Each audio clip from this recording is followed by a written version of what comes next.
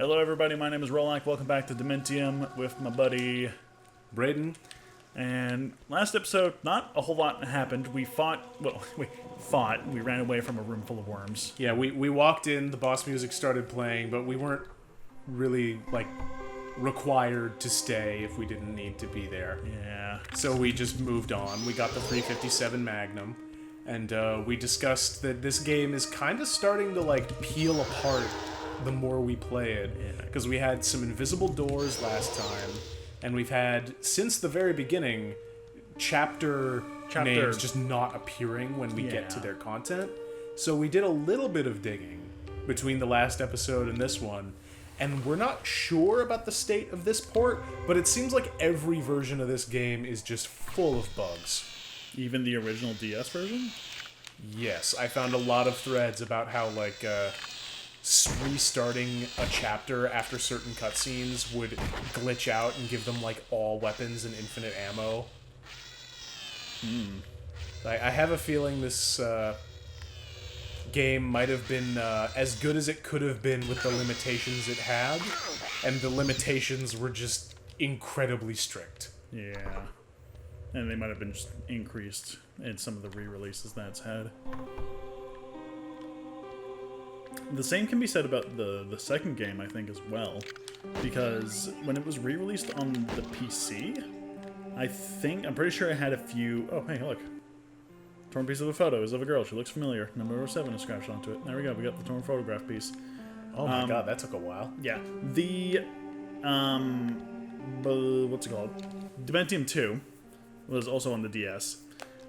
I think when it got re-released on the PC, it was missing a whole mode. It was like a horde mode, I think, where you just fought enemies in like a little gauntlet thing. Yeah, because, I don't know what the DS's, development pipeline looked like, but I know in that era, you would get that issue a lot with games getting ported onto PS3, just because of how the hardware was. Yeah. Have you ever seen footage of the PS3 version of Bayonetta 1? Ooh. It's really bad, right? Oh, yeah, it was the same thing with, because back at that time, I was 12 years old, I didn't have a good computer. I had Skyrim on the PS3. And Skyrim on the PS3 was the worst version to play that game because it was full of a ton of unique game-breaking bugs, and it was so poorly optimized that the DLCs for that game all came out a year late on that SKU. Oh, man. Yeah, PS3 was rough. It was really strong if you had something that was specifically designed to use its, the power that it had. Yeah. Because, that thing ran, the Uncharted games, Last of Us, all those, and those all looked great and ran really well.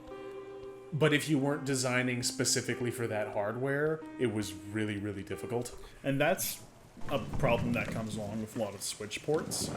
Because people bring a lot of, heavy-duty, big, flashy games onto the Switch and just optimize it terribly for the system. Same thing for a lot of, Nintendo products, because it has such, I would say, weaker hardware. But they don't utilize it properly, and it often turns out to be really not good. Yeah, because sometimes you get a game like Breath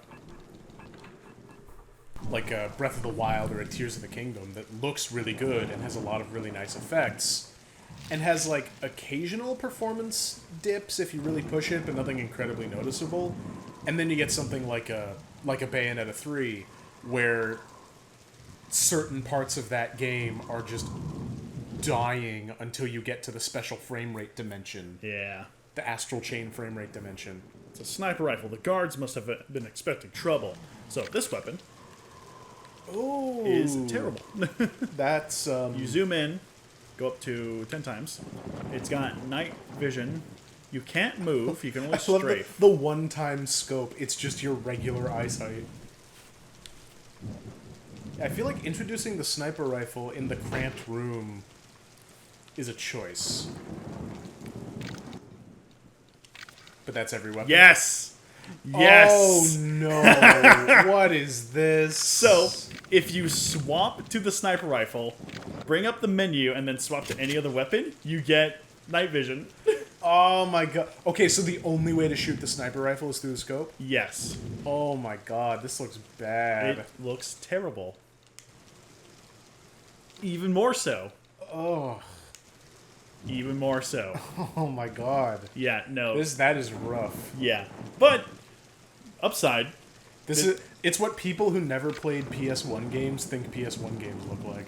On the plus side, it is a somewhat better way. Yeah. It's a gun you can shoot in the dark. Yeah. Somewhat better way to shoot in the dark. If you want to abuse that trick. Alright, now that we have the sniper rifle, where do we go? Do we just head back into the elevator? Because that's all the weapons. So was the picture just to get the sniper rifle? Yes, and I'm pretty sure... that is a lot.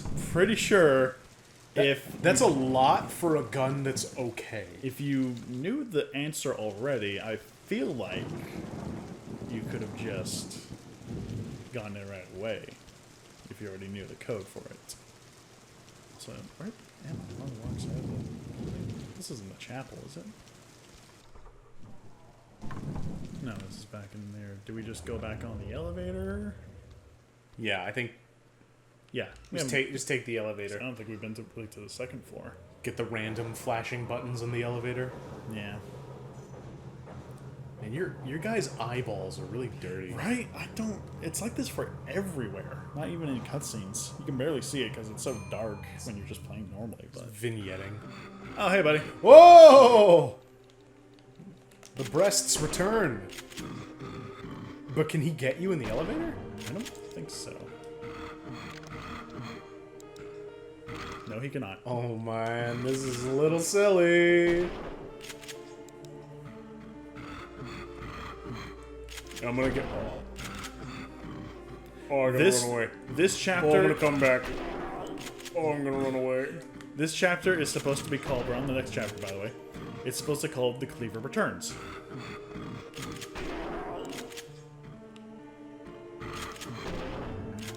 Did he have that syringe the last time? Oh, yeah, that's how he shot his projectile last time. Oh, yeah. Oh, give me a sec, buddy.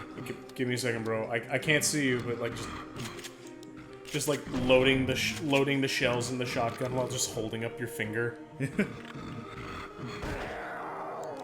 There we go. Wow. What a beast. Yeah. What an amazing battle. Yeah. Why would they... Are they just expecting you to, like, run out and then be so surprised that... I guess I have. Because why no would they? idea. Why would they not wait for you to be in the hallway, Right? and then close the elevator and then spawn him? Yeah, because like you can just stay in the elevator and he doesn't do anything. And he just can't reach you. In fact, I'm pretty sure in the DS version, he keeps running at you and he can't get into the elevator. So That sucks. so you just get free shots at him while he's just running straight at you. That guy was cool for like a second the first time we saw him, but now you've just completely dog walked him. Yeah. Well, I told you that this game is going to be getting a lot of half-assed later.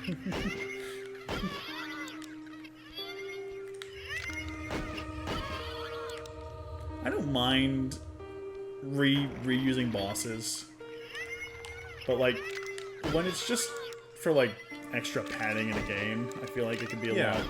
Like if the boss comes back and nothing's different, it's just fight him again. Yeah. Like that's like... Because there's times where you fight a boss again, but like things are different. Either you have new moves or they do. And I mean, that sure wasn't a Virgil 2. No. That sure wasn't Lumen Sage. That sure wasn't Klungo.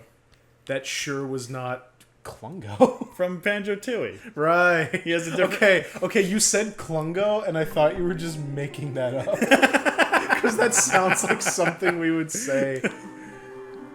Yeah, dude, you never fought Scrumpfus? Dude, Skringo Blingo? That lovable Scrunko?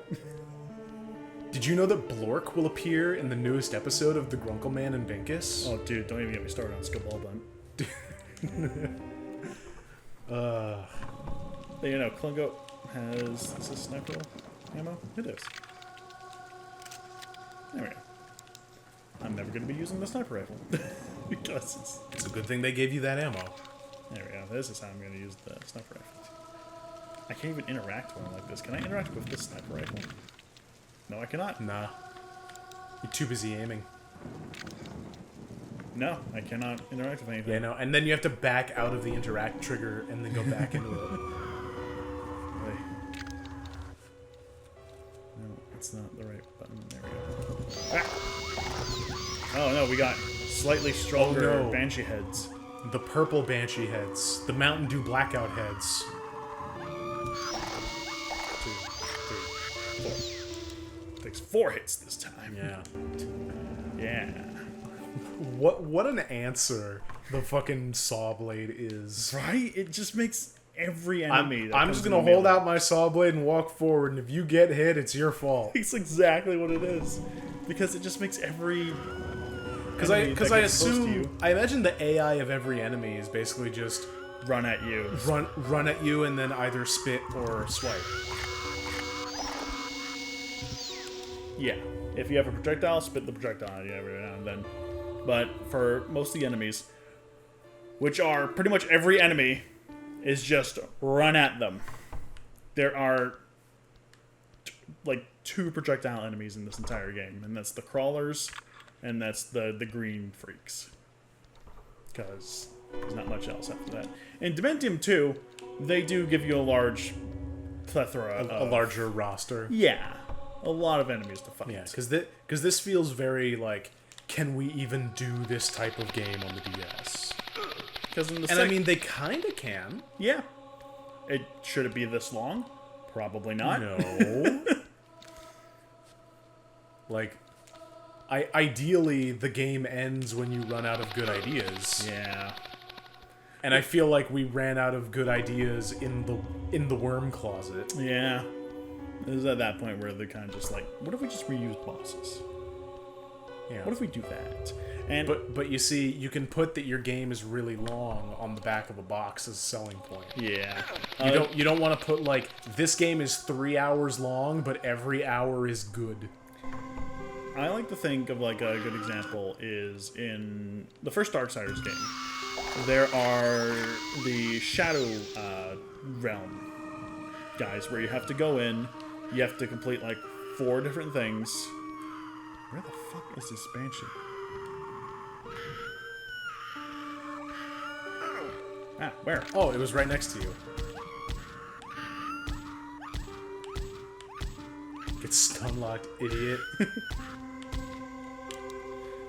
So in Darksiders, you have the Shadow Trials, which are like little realms where you go and you complete these little tasks, and then you help out the Guardian. That happens twice before you enter like a big dungeon.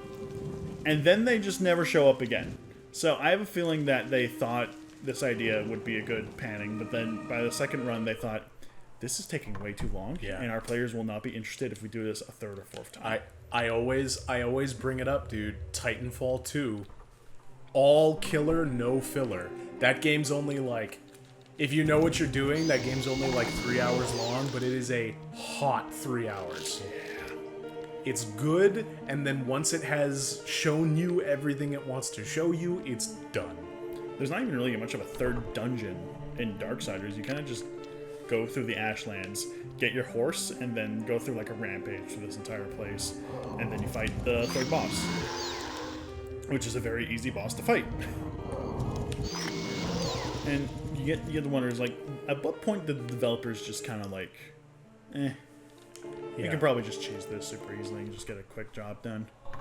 Because like I feel like a lot of games feel like that when you're playing it, when you have like a strong start, like in the like the start of the game. Yeah, where you but get some games you definitely do get the feeling of like, this is kind of losing steam. And ideally, that bit is in the middle before a strong ending. yeah. Because, I mean, I want to say, like, Yahtzee has said it before. Yahtzee. Ben Croshaw. Okay. The guy, the guy does Zero Punctuation. I thought you were gonna compare to like the board game Yahtzee? No. The internet review man. I guess he might not be called Yahtzee anymore, but he does his internet review man. uh, says you should start with the beginning of your game, put your good ideas there, and then do the ending and put your good ideas there. And then if you have like a slack point or a point where you're like, fuck it, just get it done, then it's one of the parts in the middle that the player's going to forget about by the time they reach the end. Bayonetta Yes. 1 and 2. Yeah, yes. Because literally the start of those two games. Because the first level of Bayonetta and the last level of Bayonetta are the best ones with the most shit happening. And then there's like... I mean, it's not as dire as this. No, definitely not. Because, I mean, Bayonetta always has the middle point where it's like, okay, when do Gracious and Glorious show up? No.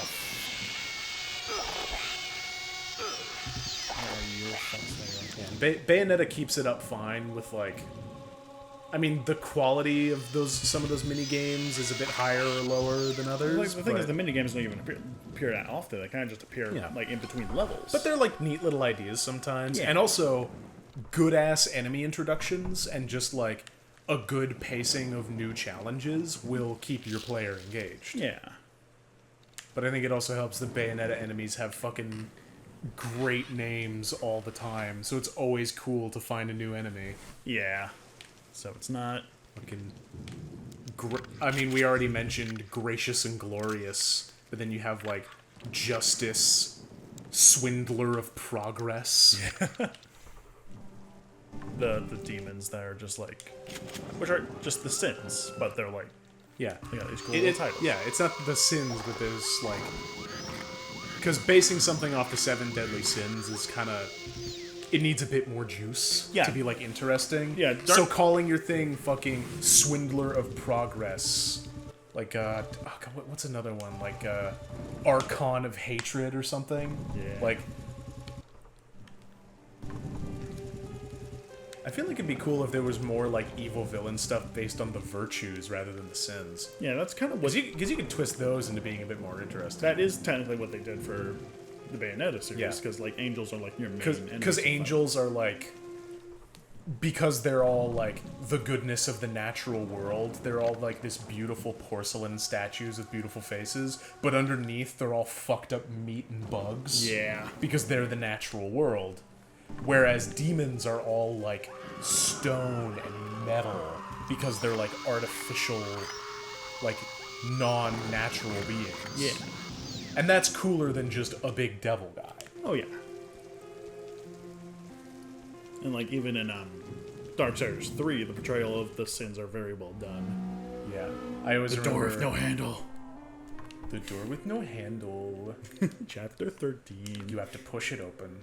It's a push. But yeah, I remember, what is it, Darksiders 3, where, you're Fury? Yes. Right? And I remember seeing a clip where, she goes to fight. It could be random, that might be true, but I don't think so. It brought me to you. Hidden in the code, it's easy to see. Just remember that 10 equals E. Cool, anyway. But yeah, 3, you're fighting... I always think of when you fight Sloth, and you go down to fight him, and Fury's like, fight me, Sloth, and Sloth is like, no, fuck off. Oh. He's just a big blobby fat guy. Just want to eat a big pizza. My favorite portrayal is Lust. Because Lust... Because it's not lust. It's not as in, like sexual or like, yeah, you know, it's provocative. It's not the easy design of just, oh, lust is a big sexy lady. It's like lust is the desire to have something that another person possesses. Yeah, and I think that's like probably the best portrayal of lust in most media. The only problem with that portrayal is then it carries over... It shares a lot of design space with greed if you don't go for that sexual angle. Yeah. Because, like... Making lust about sex is an easy way to... is a good inspiration for your designs. You know, I always think of, like Slanesh in Warhammer and things like that. Like, the sex is...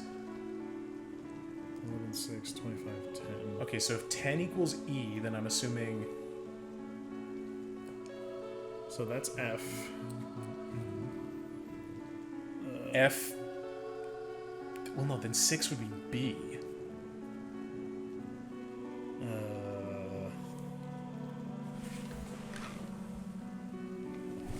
F something something E. If it's Fate, I'm gonna be very upset about this. Go try it. Go try Fate.